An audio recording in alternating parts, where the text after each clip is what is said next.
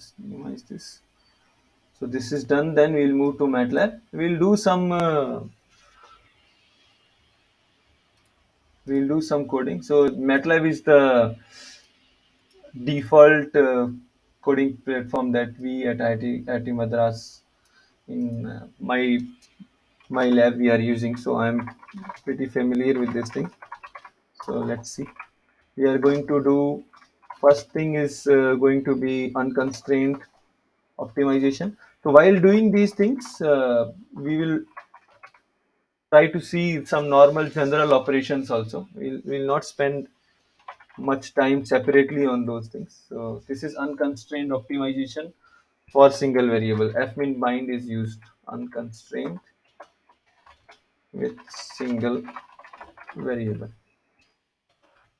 For that we use fminbind. So what you can do is, if you have MATLAB, you can just go do help fminbnd, and it will clearly show you, and you can refer to these examples also.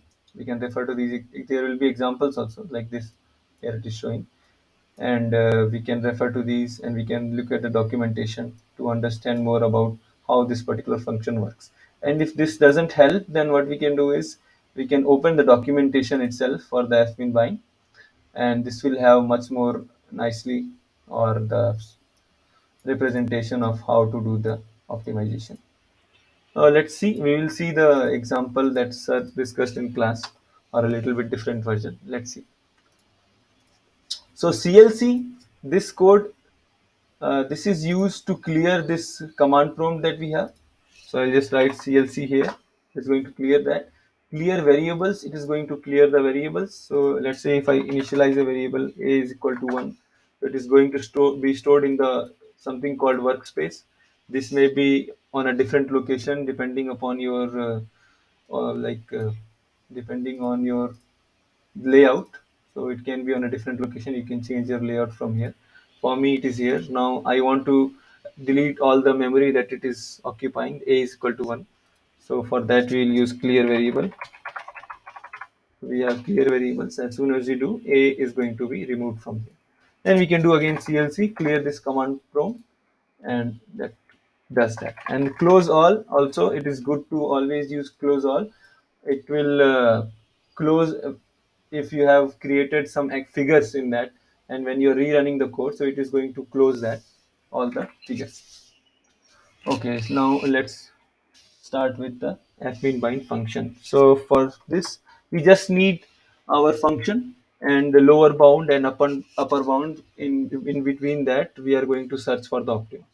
So very straightforward thing. So objective function, let's say fn, it is a function of x. And what is the function? So function for sir, because I modified probably the function a little bit. So it is 1.7 x to the power 1.7 plus 20 divided by x to the power 0.5. So if you write this function out, it is going to be x power 1.5 plus 20 divided by root under x. So I have a question, Mr. Manohar. Why are we giving here points? Do you have any idea? It does that operation to every element in that vector. Correct. So we not necessarily we need this point for our particular thing, but you will see why I am giving here the point. So let's give our domain. So x is going to vary from, let's say I want x to vary from 1. So I cannot take it from 0 because we have a root under x in the denominator. So let's say I take it from 0.1 with an interval of 0.1 itself, and to 10. I want this, and I want to now plot. So we can just write x and f and x. So this is the reason why I gave here point. So this is an array. One more important feature, interesting feature in MATLAB is you can just give put a stopper here at these any of these lines on the minus sign which you are seeing. Minus when you see a minus sign, that means you have written something here, and this is going to be executed. So when I have not written in this line, you see that there is no minus sign. So even if I try to put here the stopper, it is not going to go. So I put, let's say I put my stopper here and I run this code from this play button. So it is going to run till here and it is going to stop. If I want to continue, I can just press this continue, or I can quit the program and restart it. So this is very helpful in checking where the error is and what is the Sir, means. Yeah. sir, can you please repeat this? That stop button. Yeah. So let's say you have a program.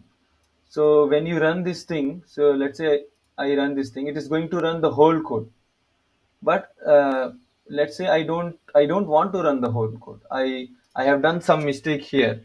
So let's say I do this mistake. I initialize the variable as x, but I put y here, right? Now I run this code, it is going to throw me an error. It is going to tell me that your error is in line number 12.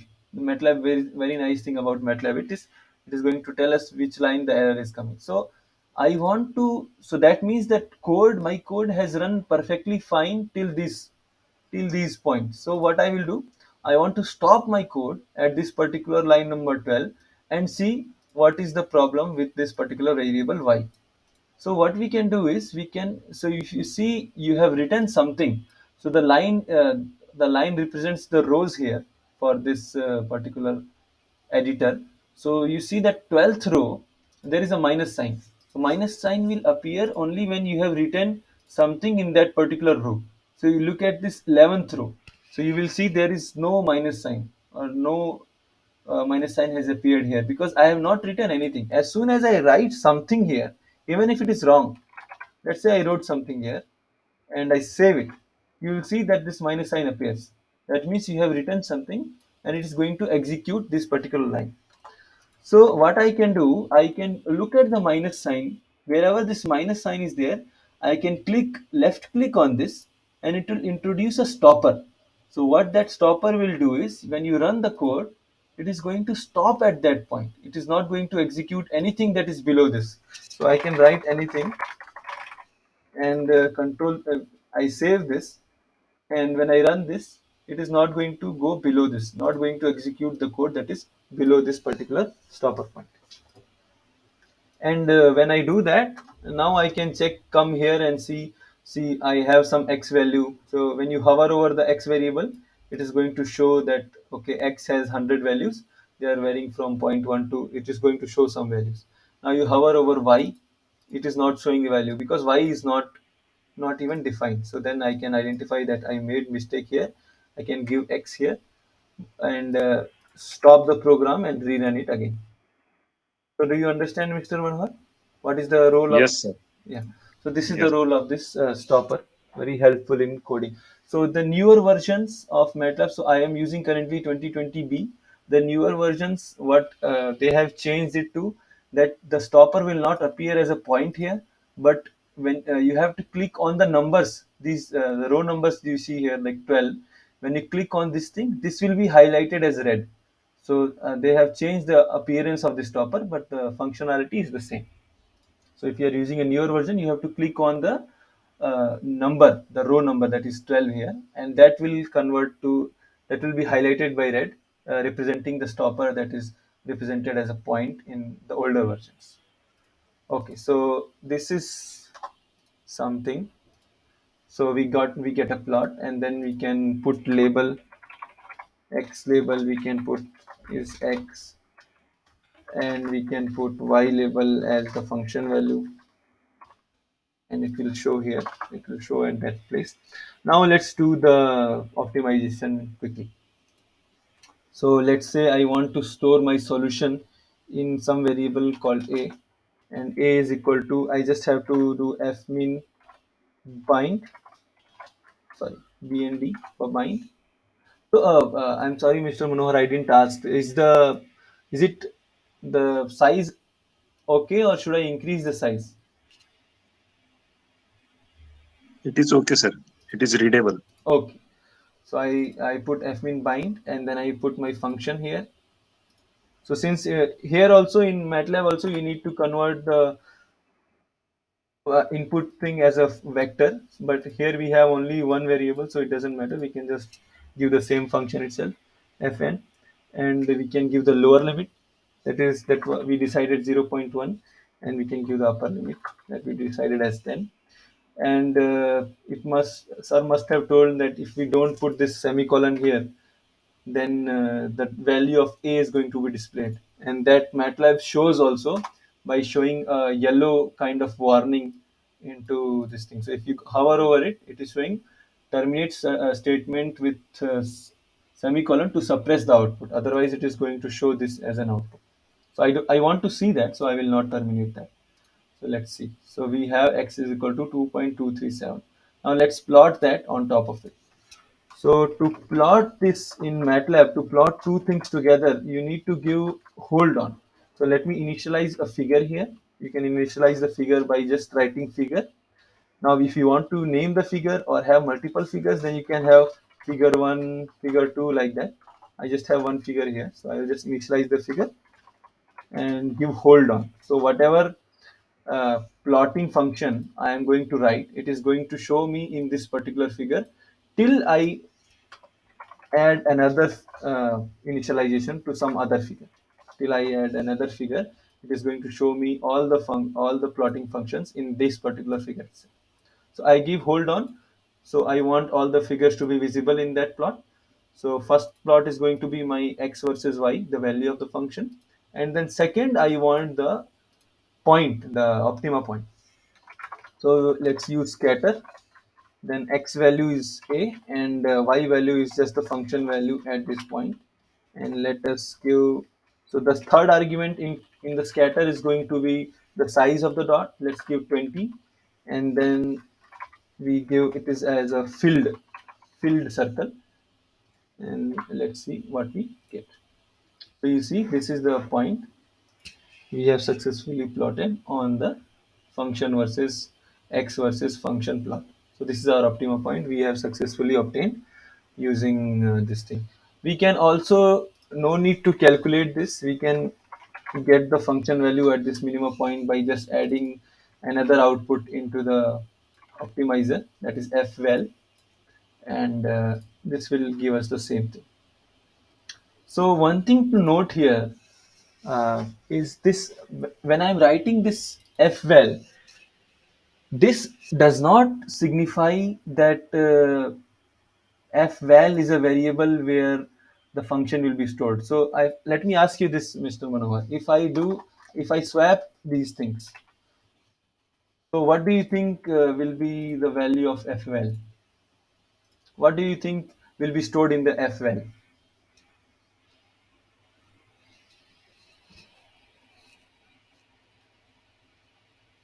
No idea, sir. So the one thing to note in MATLAB is, so the name of the variable doesn't mean anything. The positioning does.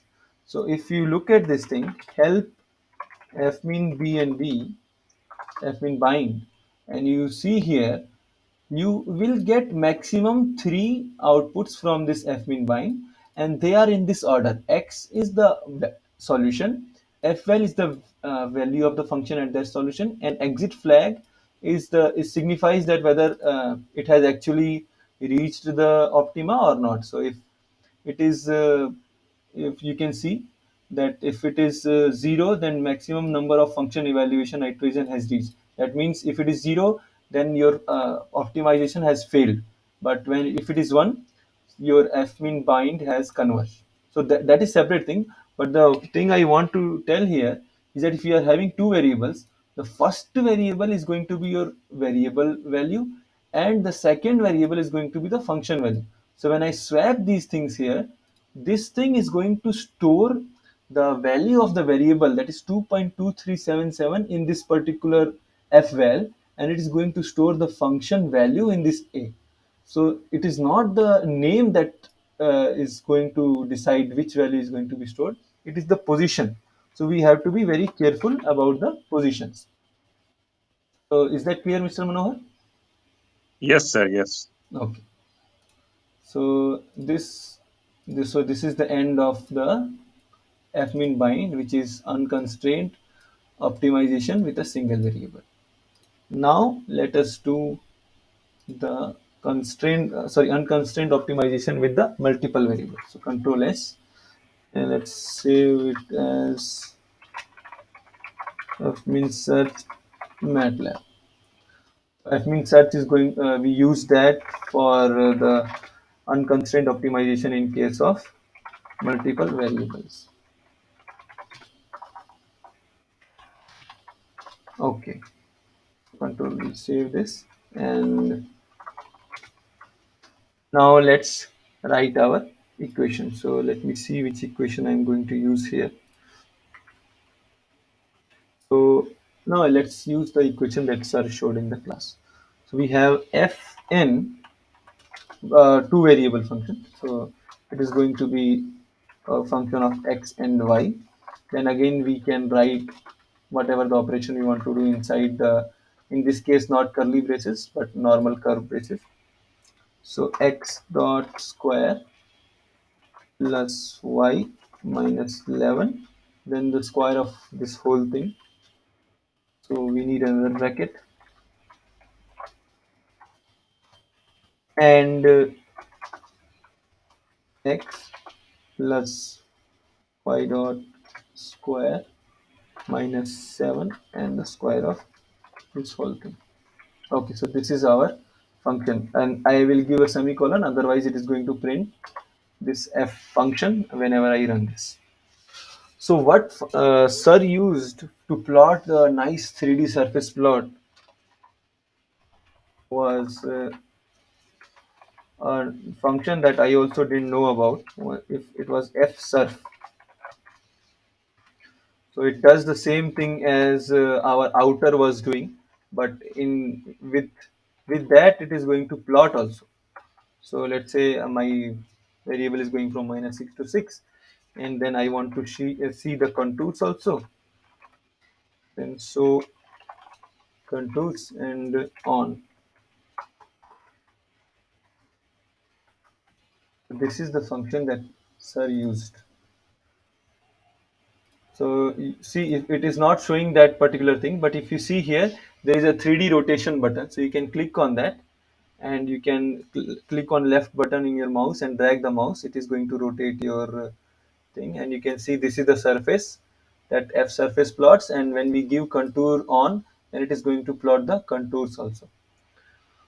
So another way to do this, so because I don't like remembering these things, is we can make the mesh grid ourselves, calculate the function value at those mesh grids, and get the plot also. So how do we do that? Let's say we have x that varies from -6 with difference, or the difference of 0.1, it varies to 6. We have this thing, and using this we create, and same thing y also. So we can actually create y, or we cannot create y, it doesn't matter. Now using this we create mesh grid. So before that, let me just stop here and show you that how x looks like. So x, if you see, is going from -6, -5.9, and it is going to 6 here. So this is x. Now we can use a function called mesh grid inside this MATLAB to create mesh grid for x and based on the array x and array y. So let me run this and let us see. Let me just comment the figure also. Let us see what is stored inside the x and y. So you can click in the workspace on that variable, and if you see here, x grid is uh, it is just the array x repeated continuously y times, and that actually is x grid. So if you look at the plot, we'll see the plot, and we'll see what is that. So x grid is that, and since x and y are same, y grid is also going to be the same thing. Now when we have x grid and I don't want to use that, let me calculate and store the value of function fn at these things. So x and y. So I have written this particular x here inside this thing, and this mesh grid y inside this thing. Let me just put a semicolon so that it doesn't show. And to plot the surface, we need a function which is called surf. We give x, capital X, capital Y, and fval. And since we also need the contour, we'll use something called contour function, capital X, capital Y, and fval. And we can just now use the function, and you will see that this one line was doing all these things that we have done in one go. So again, you click on the 3D rotation, activate that, and now you see it is the same plot that we got, a little finer because we are using 0.1 here. Yeah. So you see, this is in that code was doing that in one line that we have done using, I think, 4 or 5 lines. So you can use that code or use this particular thing. I'm just going to comment it. So to comment or uncomment, you can use Control T for uncommenting and Control R for commenting. So yeah, let's use this one that sir was using. Okay, now what I want to do, I want to perform the optimization. So let's do that. For this thing, fminsearch, we need an initial guess, and we need the function. So we need a function which takes a vector. So let's do that. Oh, sorry, we don't need to create a function. We can just have an inline function x, and x is a vector which is going to be a modified version of this. So x is going to be x1, and x2 is going to y is going to be x2. We just copy this and replace y with this, and x with x. So this is I am removing these dots here because I can keep them also. It doesn't matter if even if I keep them or remove them.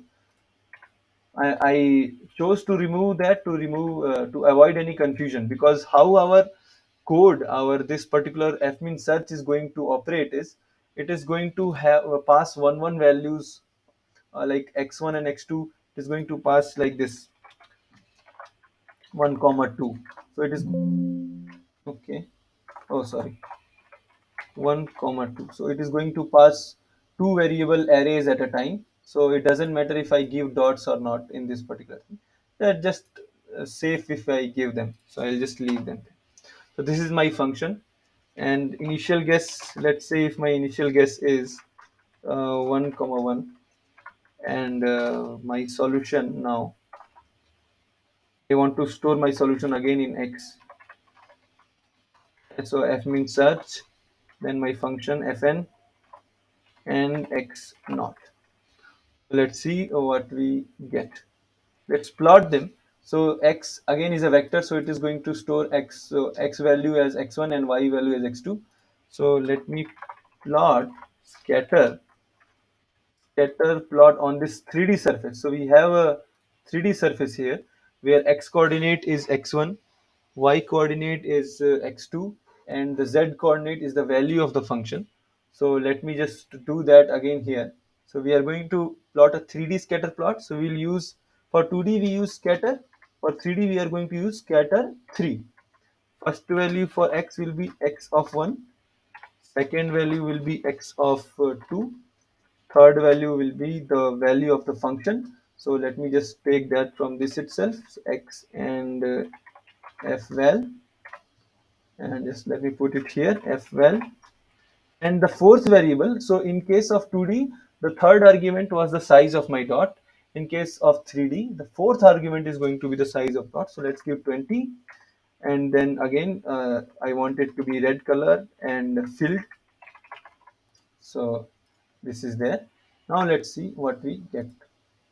So we have executed. We don't see the dot yet. We see something here. It's not very clear. So, but now as soon as you rotate this, the dot is clearly visible on the surface. So, does this make sense, Mr. Manohar, how we operated this thing? Yes, sir. Okay, so this is how you can plot 3D scatter plot. Also, you can plot something else also, but let's not go into that detail now. So this is multi-variable with no constraint. This is done. Now we come to the interesting part, that is with constraints. So fmincon MATLAB. We saved it here. Now let's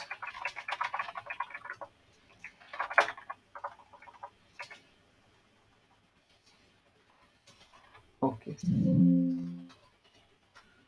save this here. Now we have multivariable and with constraint. For this, we are going to use fmincon. Okay. Now let's see which functions are used in the class. We'll use the same function. Okay, so sir used the function. Okay, yeah. So it is a very complicated looking function. So we'll also use that. So it is a function of 5 variables. So we cannot plot that in MATLAB or in anything because we don't have visualization tools good enough for 5D. We only have 3D. So we are not going to write these codes. We are going to just directly write a function which calls the vector and optimizes. So this is going to be our objective function. So it is going to call a vector with 5 elements, and it is going to do certain operation in them. The first one was exponential of x1, x2, x3, like that. So we have x1 and then multiplied by x2, multiplied by x3, multiplied by x4, and multiplied by x5. Okay, so this was the exponential argument. So this is all inside this bracket. So this will be taken by that, and minus 0.5 into x1 cube plus x2 cube plus 1 and the whole square of this thing. So is this correct, Mr. Manohar? Is this the one that sir used?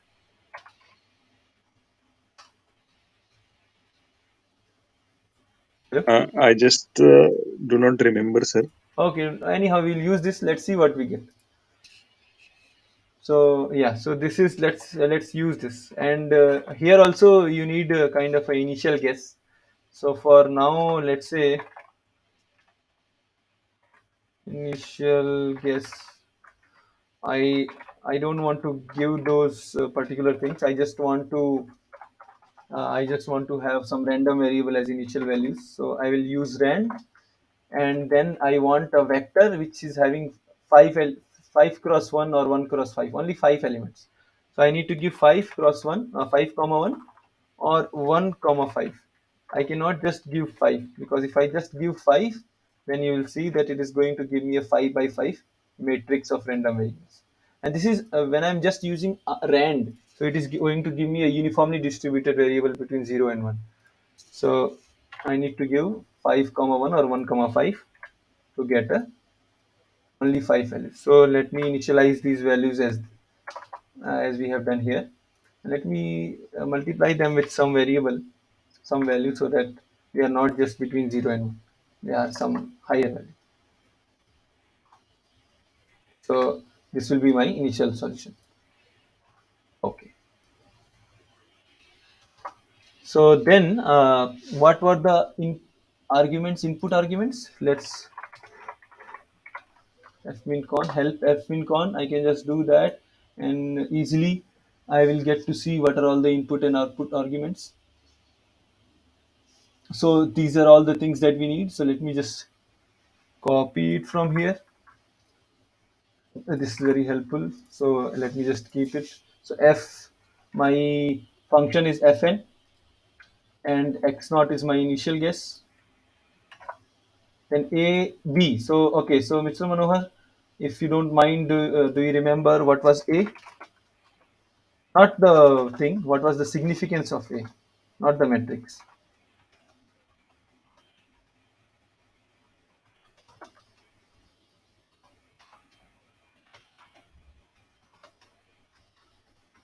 So since it is a constraint, so the constraints need to be represented in some manner.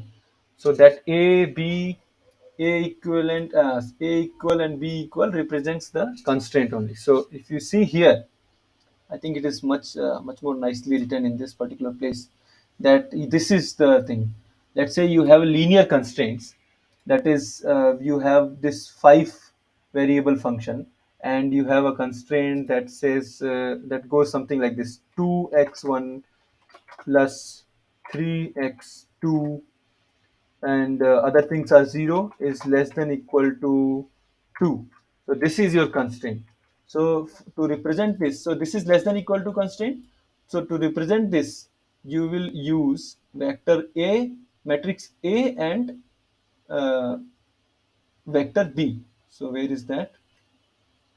So this is your, yeah, this is your function. So how do you do that? So A will be storing the coefficients, and B is going to store the equal after the equality sign, whatever value you have. Just remember that you cannot use greater than equal to inequality. You have to convert it into less than equal to inequality to be used. Yeah. So in this particular case, for my case, do you want to tell me what is the matrix A or the vector A, Mr. Manohar? So I have this constraint here. So in this case, my it's not going to work because this program doesn't know what is x1, and I have not signified here the multiplied sign also. So let's just write something. Let's just write it as a character. So in this particular case, my a vector is going to be 2 comma 2 sorry 3 comma 0 comma 0 comma 0. Is that correct, Mr. Manohar? Yes, sir. And then my x is going to just be the variable. The function is going to take care of that, and my b is going to be just one value, that is 2. So similarly, if I have, let's say, more constraints, so this is my one constraint. Let's say if I want to have another constraint, that is 4x3 plus 5x5 is greater than equal to 3. Let's say if I have this thing, so it is not accepting this. Let me, we cannot write normally these things here. So let's say this was my first constraint and this is my second constraint. Let's say I write like these things. Now what will be my A matrix? A matrix will be 2 comma 3 comma 0 comma 0 comma 0. Then I uh, change the row. I change the row. So to change the row, I use semicolon. In MATLAB, we use semicolon, and then again this the coefficient will start. So x1 has the 0 for this second constraint, x2 has 0, x3 has 4, and x4 has 0, and x5 has 5. So this will be my A matrix now. And what will be my oh sorry, so I forgot to multiply with minus sign. So I have given here greater than or equal to. I need to multiply LHS and RHS with minus sign to make it feasible. So it will be -4 and -5. My B vector is going to be my is the inequality, yeah, it is going to be 2 and -3 after getting multiplied by 2 and then another row -3. So is that clear, Mr. Manohar, how we set the uh, Yes, sir. Yes, sir. so this is how we set that. And equality is nothing but if you replace this inequality sign that I have used here, then you can you have to put these coefficients inside the A equivalent or B equivalent matrix or vector. So when you have inequality, you use the A vector and B vector, and if you have inequality, you use the AEQ and BEQ. For our case, we didn't have any such kind of constraint, so we are not going to use this. We are going to keep them empty. So you can see, I think now they can relate. Now the values are given here. The lower bound and upper bound is something that we have to give. So let's give the lower bound. So in the question, sir had meant, so lower bound and upper bound for each of the variables, x1 to x5. So it also needs to be an array of 5 values. So let's say we have -5 that was given in the question. Now I want this -5 to be repeated 5 times. So if I just add this -5 to an array which has 0 things, but it is having size 5, so my life will be easier. So this is how we can do that. So if you look at this thing, zeros 5 comma 1, so let me just clear this, CLC clear. So zeros 5 comma 1 is going to give you a row, sorry, zeros S is missing here. So it is going to give you a column vector with 5 elements in the row. Similarly, you can use ones also, but in that case you will have to multiply instead of adding. So let me show that also. You can use ones, and ones is going to give the same thing, but everything will be 1 here. So let's use 1 itself, because sir used 0, let's use 1 here. So the lower limit for every variable is set to -5, and upper limit for every variable is set to 5. Okay, now the only thing that is remaining is our non-linear constraint function. One important thing to note about MATLAB is when you are making a function, so in R, we just gave our function here itself, right, in the top, and then we were okay with our formulation.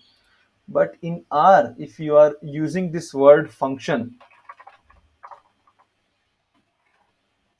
then this whatever function you are making uh, in this script, that should come in the end of all these operations. So let me just show you. Let's say I have a non-lincon. I call this as a function where I give the x as an input and I get this as an output.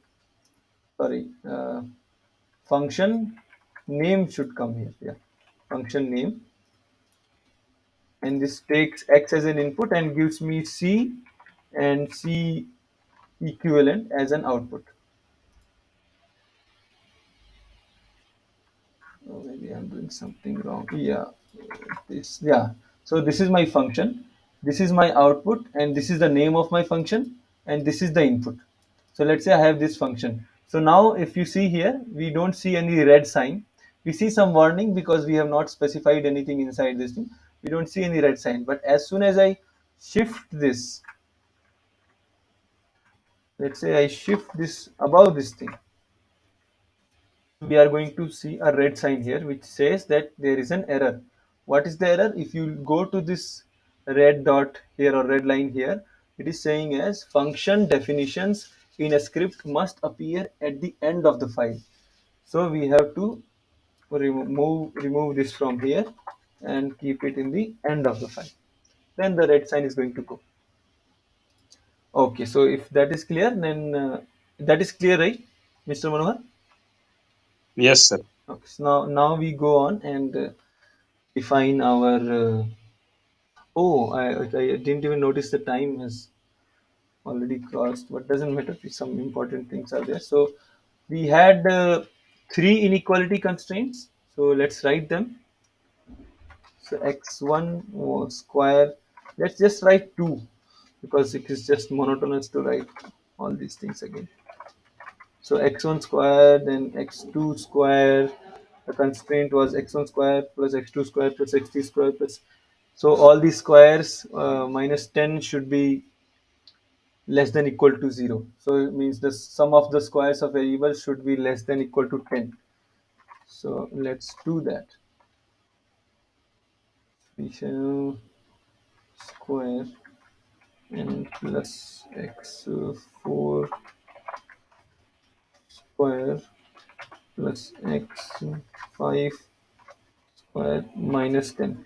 So when we are defining these things, we, so in the linear constraint, what we did, we had a b vector to take care of the left hand side and the right hand side. But for the non-linear constraints, we need to bring the constant inside this function itself, because we don't have any b vector for this case, and we need to convert, as we know that we need to convert this into less than inequality, less than equal to form. If it is in greater than equal to form, the inequality, we need to change it to less than equal to form.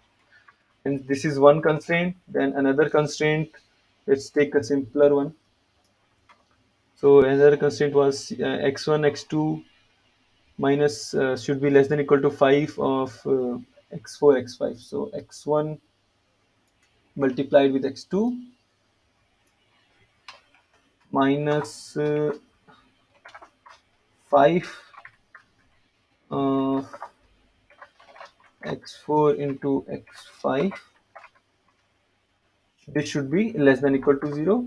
And let's just write third one also. It was x1 cube plus x2 cube plus 1 should be less than equal to 0. Is this less than equal to or greater than equal to? Let me just confirm. You can just simply use fmincon and see that. So when we look at this thing, where is our introduction to C? Okay, so this is nonlinear constraint. It should be here somewhere. Okay, so this is there for a function, this function. Example, we have not those things. So student.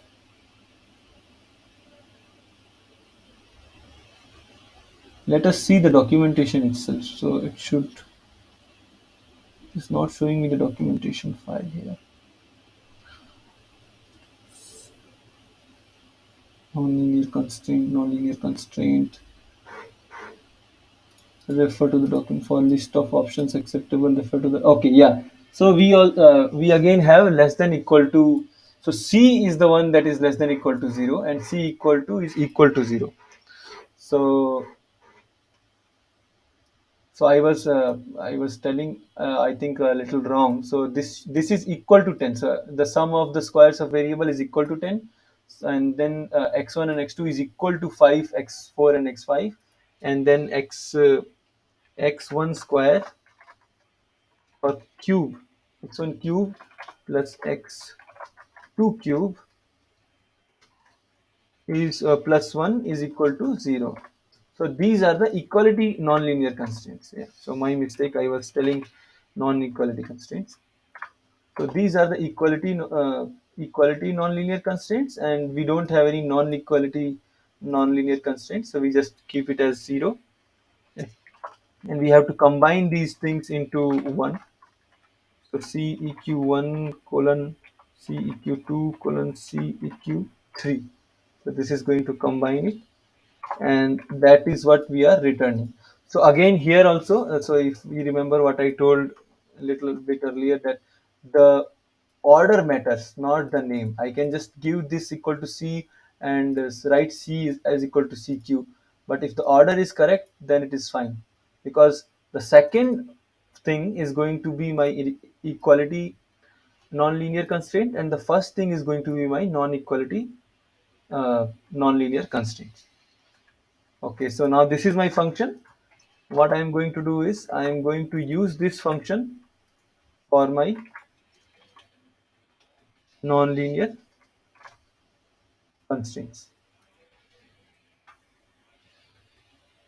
Everything is correct.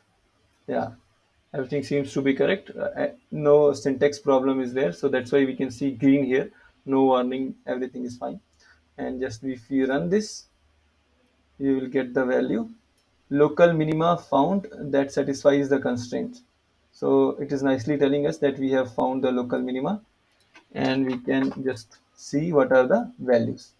So it may be different than what sir got, because I'm using random initializer, and these when we do these searches, they are very susceptible to what initial value of the solution we are using. So this is how we use the fmincon. So is that clear, Mr. Manohar? Yes, sir. Yes, sir. Okay, so we are already past the time. So if you have any doubt, then you can ask in this coding thing, and probably we'll have to discuss the non-dominant NSGA solution genetic algorithm. I forget the name of that thing. We'll discuss this in the coming week. Non-dominant sorting genetic algorithm. Yeah, we'll discuss the concept for that in the next week. Okay, then if there is no doubt, then I will end the session. Yes, sir. Okay. I need to have some practice about this. Yeah, yeah, yeah. So Yes. programming is something that I also feel that I have also not understood it 100%, because as more, see, I was not knowing about this particular F surf. So it's some, you always grow when you do more and more programming. So yeah, you need some practice. Everyone needs to Yes. practice. Okay, Mr. Thank you, sir. Thank Thank you, you. Mr. Yeah.